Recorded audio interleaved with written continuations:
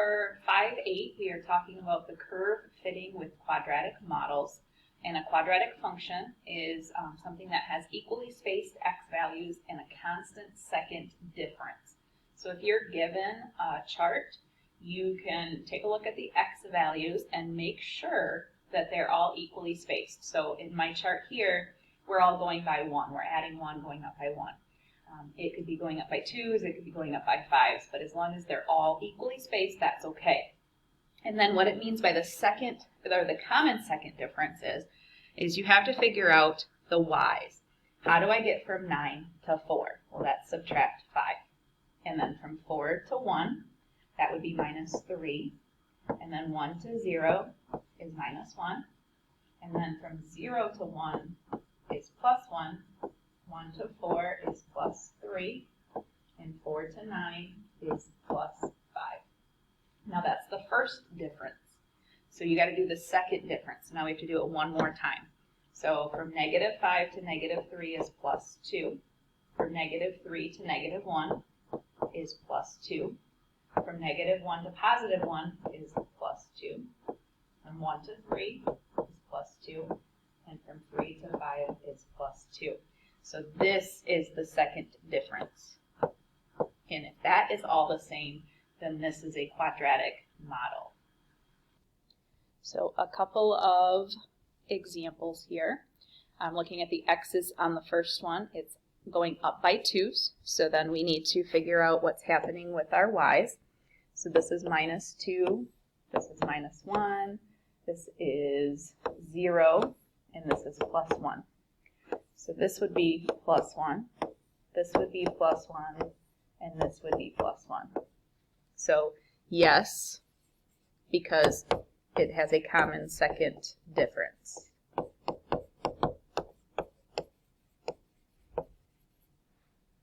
Now for part B, they are, the x values are going up by 1. So let's check out the y values. So this would be plus 1. This is plus 2, plus 4, plus 8. And then for the second difference, this is plus 1, this is plus 2, and this is plus 4. So this would be a no because it does not have a common second difference.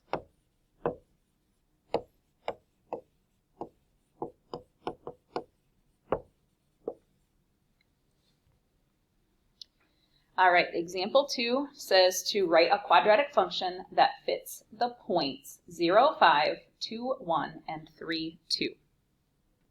So we need to plug them into the formula of ax squared plus bx plus c. So for the first one, it is 0, 5. So all of the x's are zeros.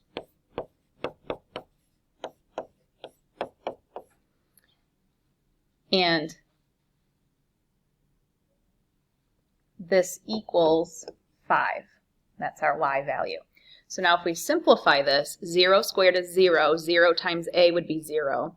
B times 0 would be 0. So the only thing that we would have left for this one is c equals 5.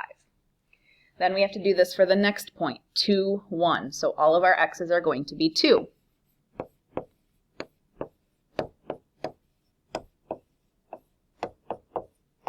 And this one, the y value is 1.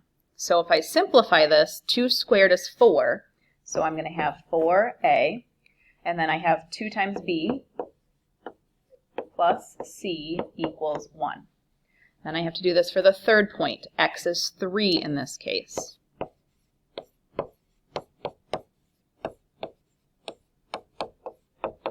And this one equals 2. So 3 squared is 9, so this would be 9a. And then 3 times b plus c equals 2. So now we know what c is. We have 5. So we can replace the c's in the other two equations with 5. So I'm going to erase this part up here because we're going to ignore that for right now.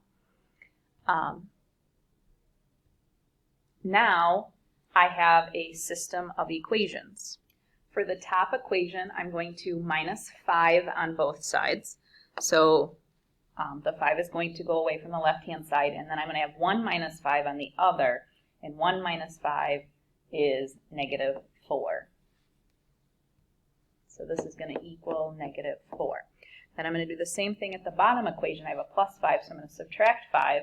So it's going to go away here, and then 2 minus 5 is negative 3. So this is going to equal negative 3. Now I want to solve this using a system. I'm going to use elimination because they're already lined up with our variables. So 4 and 9, we would have to make them 36, and I don't want to make those 36. 2 and 3 for the b's, I would have to make 6, 1 positive, 1 negative, so that when I add going down, they go away. They're eliminated. So I'm going to multiply the top equation by negative 3 so that I get negative 6 for the b. And then I'm going to multiply the bottom equation by 2 so that I get positive 6 for the b. So I'm going to end up with negative 12a minus 6b equals 12 for the top equation. And then the bottom equation is going to be 18a plus 6b equals negative 6. Now I'm going to add going straight down. So negative 12 and 18 make 6a. The b's cancel, and 12 minus 6 is going to be 6. So I divide both sides by 6, and I get a is 1. So far, I know a equals 1. I don't have a value for b, and c equals 5. That was given to us. So now I can go and take those values and plug them back into one of my equations. I'm going to pick one of these equations here in parentheses. I'm just going to pick the top one just because it's on the top. So 4 times a is 1, plus 2b, we do not know what b is yet,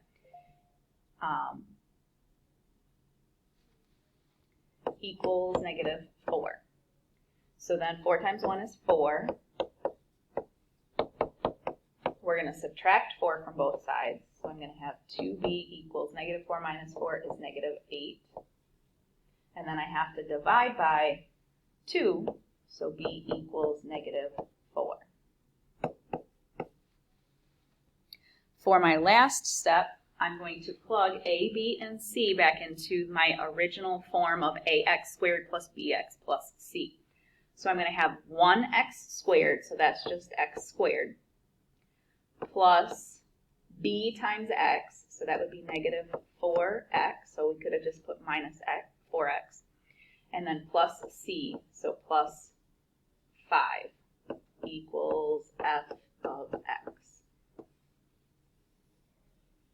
And we have our new quadratic equation that goes through those 3 points. Quadratic model is a quadratic function that represents a real data set, and quadratic regression is the statistical method to make a quadratic model for a given data set. So in example 3, the table shows the approximate runtimes for 16 millimeter films given the diameter of the film on the reel. Find a quadratic model for the runtime given the diameter. Use the model to estimate the runtime for a reel of film with a diameter of 15 inches. So for these, we're going to use a graphing calculator.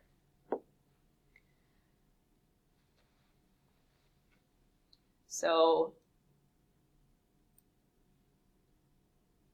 we are going to go to Stat and Edit, so we're going to hit Enter. In the L1 category, we're going to put all of the diameters. So I'm going to pause the video and type in all of those. Once I have the L1 category filled in, I'm going to go over to the L2 category and fill in the real length numbers here. And I misspoke there. It's the runtime that they're asking about, not the real length. So we had to put the diameter in L1 and the runtime in L2. Once we have that information put in here, we can hit the Stat button again, arrow over to Calc, and then number 5 says Quad REG, so that's quadratic regression. So I'm going to hit number 5, and then I'm going to hit Enter, and it's going to tell me what A, B, and C are. So that problem that we just did beforehand, we could have typed in the graphing calculator and told the calculator to give me the A, B, and C value, and we could have gotten them that way. But I showed you both ways so that you can decide which way works best for you and is easier. So now to write this equation, we just write, I can't have my calculator on the screen at the same time. So f of x equals, our A was 0.397. So 0.397x squared plus our B was negative 3.12, so not a plus, a minus. 3.12x. And our C value was 11.937, so plus 11.94. So that was our equation, and it asked us to find the runtime for a reel of film with a diameter of 15 inches. So we're going to plug 15 in for our x's here and figure out what our answer is.